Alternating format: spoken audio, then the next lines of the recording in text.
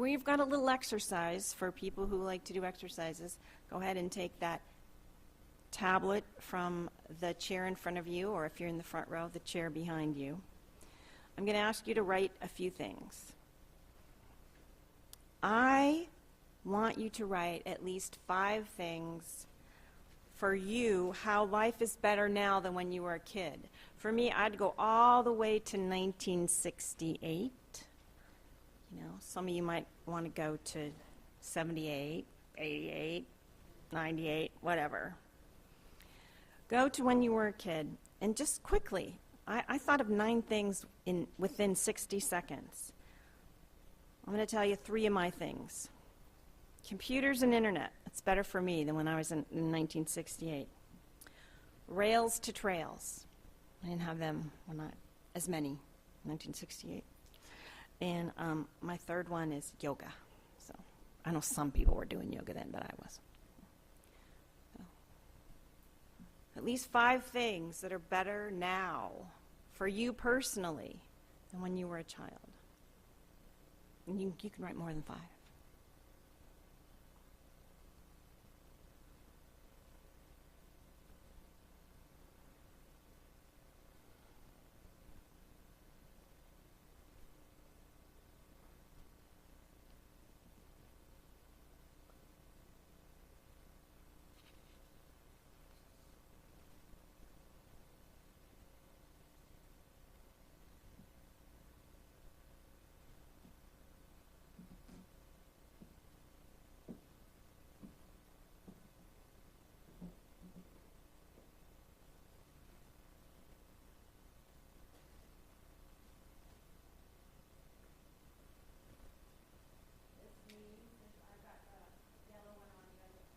I am going to ask people to share. Anybody want to list 1 or 2 things that are better for them now personally than when they were a kid?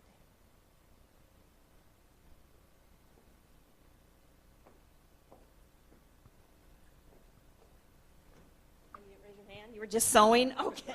No, I'm going to have to say do you have 2 things? I think the most important is that I'm closer to God. I have a closer understanding of God, and that's really important. Anybody else got a few things that were better than when they were a kid? Thank you. Enlightenment, self-love, belonging, empowerment, church, technology, love.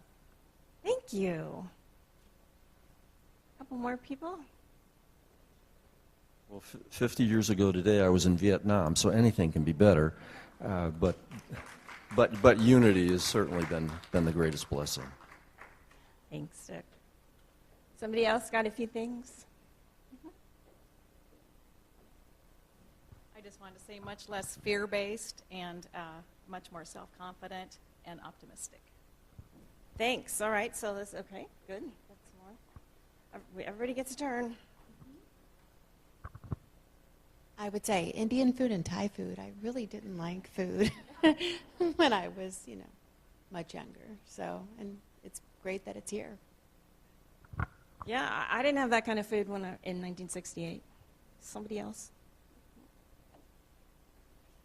I think self-esteem and assurance, a spiritual path. Right. I'm cracking up at all these unity answers. Anybody else wanted to? I want to give everybody a chance. Anybody else have a burning desire to share? Okay. Okay, God, right on. That we don't have to carry around cameras and develop canisters of film. And it seems like there's more outdoor spaces to enjoy in Des Moines than there was when I was a kid. Thanks. Oh, Paul?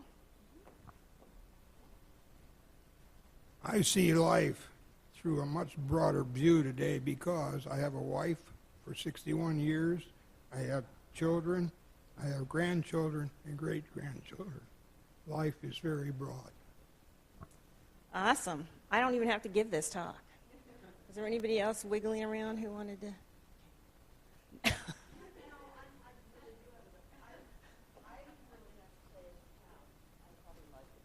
But I think diversity having people of different cultures and learning different things has probably been one of the more positive things in my life. That was on my list. I grew up in a place where everybody was the same. I love that. Nowadays, there's a lot more diversity. So it's interesting to me that a lot was internal changes. I went for outside changes, like, rails to trails. I had food. Food is better for me. And now I have some science evidence. This is from a PJ Media website, Jeff Reynolds. So life expectancy is better than ever in human history. Poverty is decreasing worldwide. Doesn't mean there's not problems, but overall, see, from 50 years ago, these things are different. Homelessness keeps dropping. Yes, there's still homelessness, but it's dropping. And these are mostly for the United States. Violent crime is at its lowest point in decades. That's the statistics. Illiteracy is at its lowest point in human history. The world overall is becoming more free. Wars are less deadly. Less people die in any war. Information has been democratized, internet. We spend less on food, electricity, and gas than ever before. So it's interesting. There was quite a lot of information. I just had to winnow it down about how many things were statistically proven to be better now than they were 50 years ago. And sometimes we have the idea that the world is going to rack and ruin, especially now. And I would like to say that isn't true overall. I'm positing that opinion. It's not true. Now, from the Mayo Clinic website, I have some research about the effects of positive thinking and optimism on health. Health benefits that positive thinking may provide include increased lifespan, lower rates of depression, lower levels of distress, greater resistance to the common cold, better psychological and physical well-being, better cardiovascular health, and reduced risk of death from cardiovascular disease, better coping skills during hardships and times of stress. Now, they say it is unclear why people who engage in positive thinking experience these health benefits. One theory is that having a positive outlook enables you to cope better with stress, which reduces the harmful effects of stress on your body. It is also thought that positive and optimistic people tend to live healthier lifestyles. They get more physical activity, follow a healthier diet, and don't smoke or drink alcohol in excess. Now, that's some science, and I know you've all heard, you can go do research yourself. That is the beauty of the internet. I have to say that as somebody who needs to come up with things to talk about, it is awesome to be able to find out anything I want to know and get some really good in-depth information, leads to other information I trust about what's happening.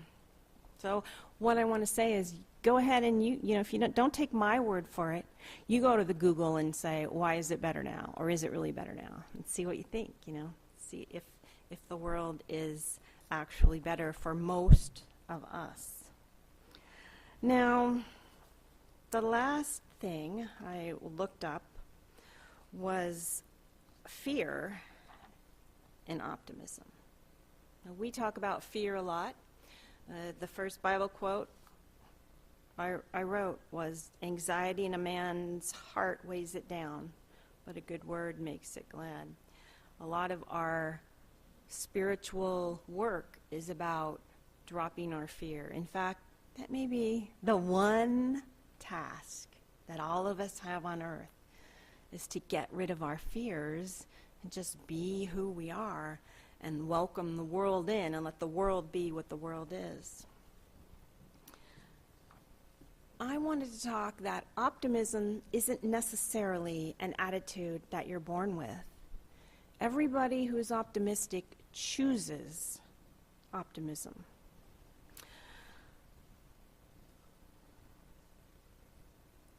It's a habit that can be learned. It starts with catching yourself dwelling on the negative and choosing a positive thought or response instead. Let me tell you, it is not my normal thing. I have found that I am, in the language of the Enneagram, I'm a 4. That's a tragic romantic. I like to feel my feelings, and my tendency is to look at things, and you could just ask Roland how much I've been telling him about how I feel with this last little cold. What would you say, 20 times a day?